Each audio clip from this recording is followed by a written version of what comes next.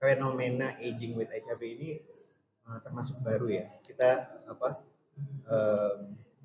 dulu sebelum ada pengobatannya gitu HIV, orang begitu tahu HIV biasanya nggak lama kemudian meninggal.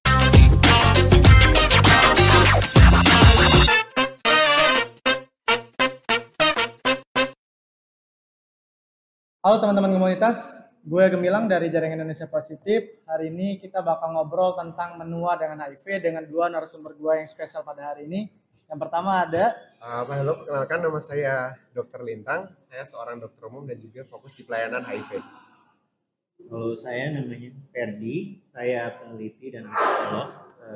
Kemarin jadi konsultan di studi aging with HIV bersama JIP. Oke, jadi gue cukup tertarik ya dengan topik pada hari ini, teman-teman, mengenai menua dengan HIV nih. Tapi sebelum itu, gue pengen tahu dulu dong, sebenarnya pengertian dari menua dengan HIV itu gimana sih? Kalau dari Dokter Lintang, dari segi medis gimana maksudnya? Menua dengan HIV. Menua itu sendiri gimana? Kalau kita lihatnya menua itu kan proses aging ya. Biasanya untuk kategori usianya itu di atas 60 tahun, di mana mulai ada beberapa penyakit degeneratif mulai muncul seperti penyakit jantung atau kelemahan yang dikatakan lansia lah ya. Jadi lebih dari 60 tahun ya? Iya. Itu definisi secara medis ya? Iya. Oke. Nah, kita juga di Jaringan Indonesia Positif udah ngelakuin studi nih, Mas Ferdi ya, tentang studi aging with HIV kan ya? Nah, kalau di studi ini respondennya gimana Mas Ferdi? Jadi mundur dikit dulu ya. Soalnya kan fenomena aging with HIV ini termasuk baru ya. Kita dulu sebelum ada pengobatannya gitu HIV, orang begitu tahu HIV biasanya nggak lama kemudian meninggal gitu kan. Kemudian sekarang karena teknologi pengobatannya juga udah canggih, ARV gitu, terus jadi orang semakin banyak orang yang minum sehingga usianya semakin panjang. Nah, menua itu kalau di studi kita jadinya ada dua kategori. Tadi yang disebut oleh Dr. Lintang, yang lansia memang secara kronologis usianya gitu di atas 60, tapi kalau di konteks HIV mungkin nanti kita bisa ngobrol lebih lanjut. Bukan saya turunin, tapi kita sepakatin di 50 tahun. 50 tahun ya. Yang kategori kedua adalah mereka yang sudah bertahan hidup atau jadi survivor HIV lebih dari 10 tahun. Karena itu juga kita mau melihat sebenarnya seberapa jauh pengalaman menua itu dialami juga oleh mereka-mereka yang mungkin usianya belum 60 gitu, tapi mungkin vitalitas tubuhnya menurun, mungkin ada fungsi ginjal, fungsi livernya juga terpengaruh gitu dengan minum obat atau segala macam yang menunjukkan bahwa mereka punya gejala-gejala penuaan dini misalnya. Jadi itu definisi di studi kita. Ya, lumayan kompleks sih. Lumayan kompleks ya. Tapi terakhir data dari Kemenkes ngelihat kalau orang dengan HIV yang lansia ini meningkat ya terakhir ya di tahun 2020 ya kalau nggak salah ya. Sekitar 9,6% ya Mas Ferdi ya.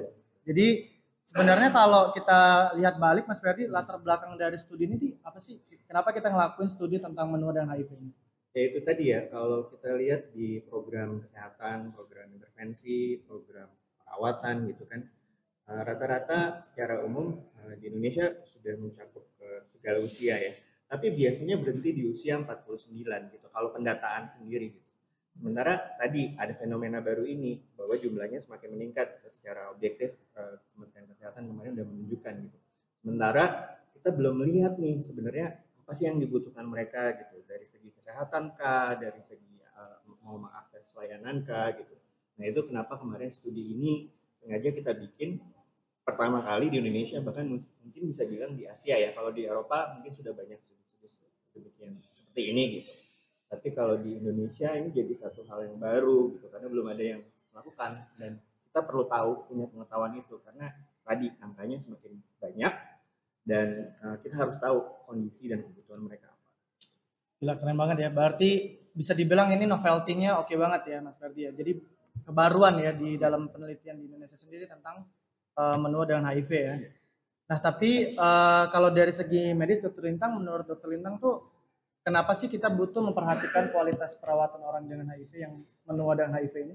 Tentu karena tadi kan dengan pengobatan ARV itu kan bisa optimal ya menekan jumlah virus sehingga kejadian AIDS itu bisa ditunda.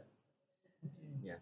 Nah, karena kualitas hidupnya juga meningkat dan juga usia pasien juga makin panjang, jadi akan ada kebutuhan baru di usia di atas 50 tahun ya untuk pelayanan-pelayanan medis lainnya dan juga pelayanan HIV juga masih. Jadi ada pelayanan HIV yang masih dibutuhkan dan juga pelayanan geriatri yang mulai diakses oleh teman-teman dengan HIV.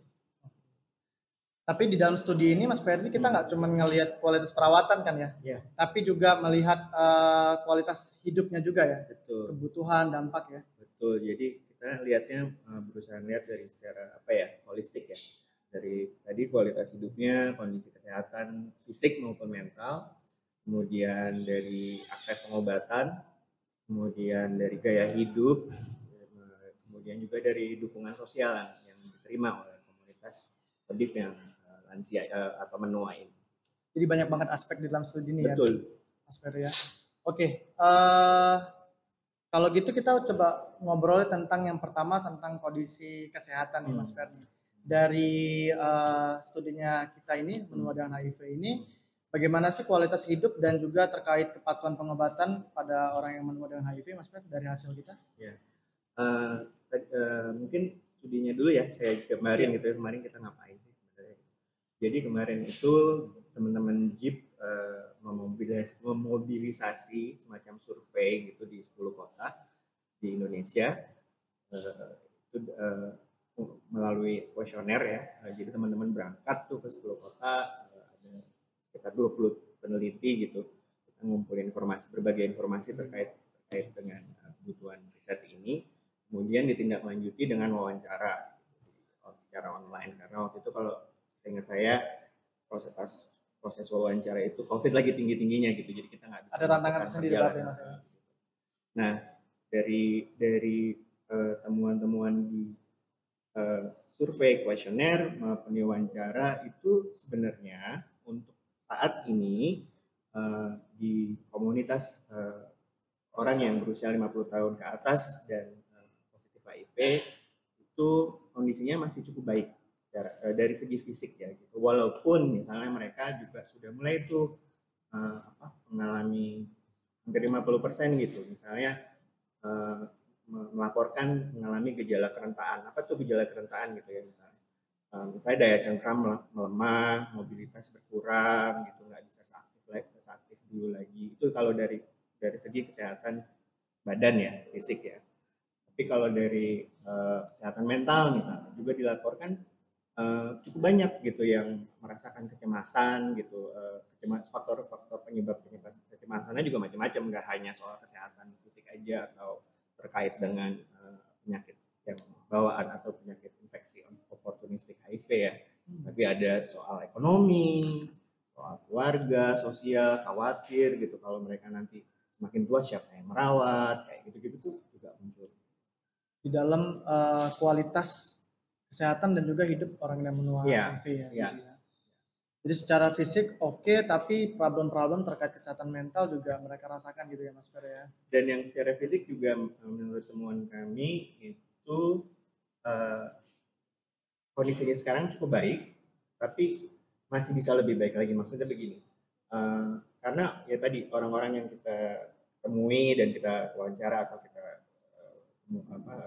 mengisi survei gitu kan, mungkin pada saat mereka melakukan itu mereka masih dalam kondisi yang baik gitu, tapi kan rata-rata yang kami temui juga usianya masih di bawah 60 ya, tapi bisa jadi misalnya 2 tahun 3 tahun ke depan ceritanya akan beda lagi.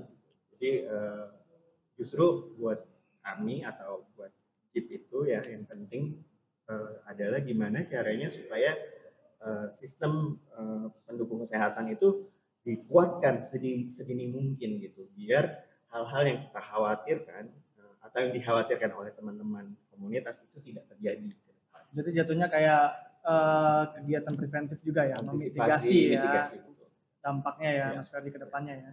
Nah sebenarnya tadi juga Mas Ferdi udah bilang nih Dok, terkait optimalisasi sebenarnya bisa kita tekan lagi nih menjadi lebih baik kan dalam segi pelayanan kesehatan secara fisik maupun tadi juga mental. Nah kalau sampai sekarang pelayanan dokter kan punya pengalaman sebagai dokter di layanan geriatri ya, yang memang fokus kepada orang yang lansia seperti itu.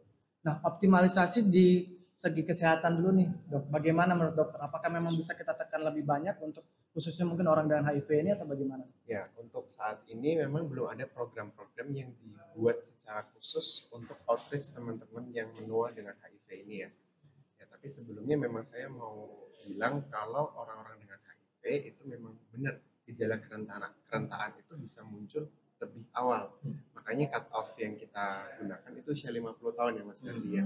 Kenapa bukan usia 60 tahun? Karena memang ditemukan dari beberapa studi sebelumnya itu memang ditemukan onset atau munculnya gejala-gejala kerentaan seperti contohnya yang paling sering kita assess itu kehilangan berat badan di atas 4,5 kilo yang itu di luar rencana ya, misalnya bukan karena diet gitu. Intensi ya, emang.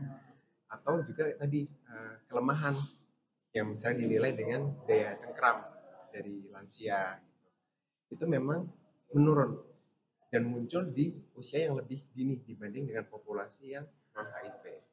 Memang ada banyak teori yang mendukung, salah satunya adalah meskipun dengan pengobatan ARV yang optimal, sebenarnya tubuh masih ada proses peradangan atau inflamasi, dan ini yang berkontribusi ke munculnya nih penyakit-penyakit degeneratif ini lebih dini.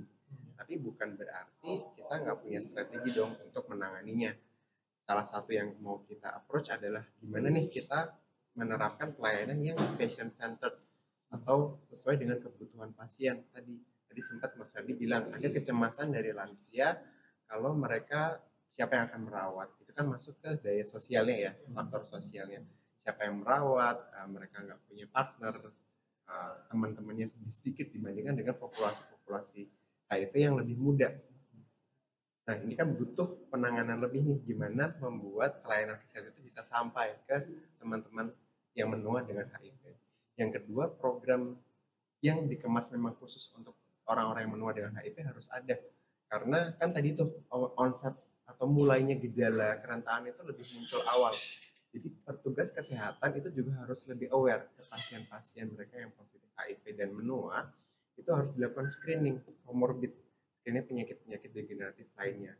Kalau semakin kita lebih cepat tahunya, kan masuk ke salah satu level pencegahan ya, itu akan lebih cepat kita engage ke perawatan yang lebih lanjut atau penyesuaian juga nih, penyesuaian obat-obatan seperti ARV agar bisa bekerja sama dengan obat-obatan komorbid lainnya seperti orang-orang yang membutuhkan obat untuk diabetes, hipertensi gitu.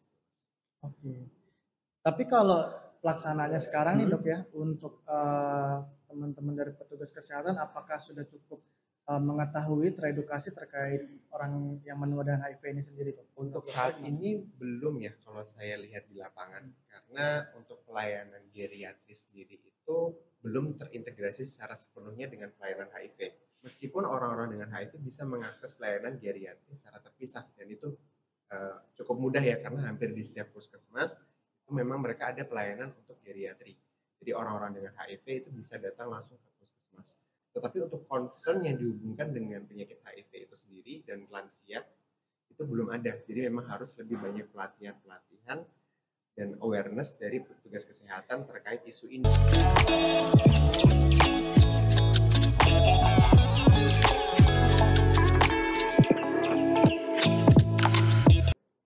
Nah, setelah kita ngobrolin tentang optimalisasi di layanan geriatri dari Dr. Linang tadi, gue juga mau nanya nih ke Mas Ferdi terkait bagaimana sih sebenarnya demand dan kebutuhan orang yang menua dengan HIV dari hasil studi kita, Mas? About to leave, already packing, come with me, I'm not really asking.